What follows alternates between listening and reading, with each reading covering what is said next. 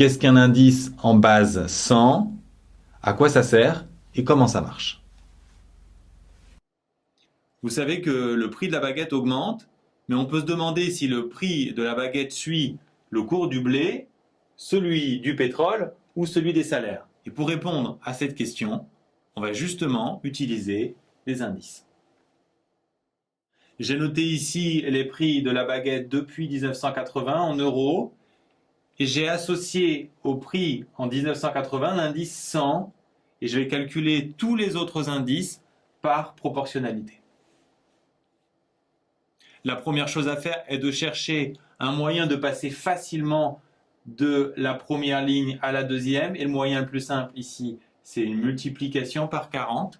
Je l'applique ici, ça donne 160, 192 et ainsi de suite. L'intérêt, c'est que la ligne des indices va me permettre de voir très clairement les coefficients multiplicateurs. Par exemple, le prix en 1990 est 1,92 fois plus grand que le prix en 1981. De même ici, 3,2 fois plus qu'en 1980. On s'intéresse maintenant au cours du pétrole.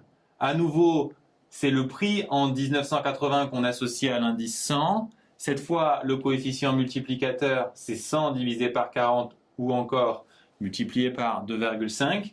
On l'applique aux différents prix et on s'aperçoit que pour le pétrole, les prix baissent fortement, puis ensuite augmentent, alors que pour la baguette, on avait une augmentation régulière, donc il n'y a pas un lien très fort entre les deux cours. Pour le cours du blé, pour passer de 120 à 100, on peut multiplier par 100 et diviser par 120, mais le plus simple, c'est de diviser par 1,2.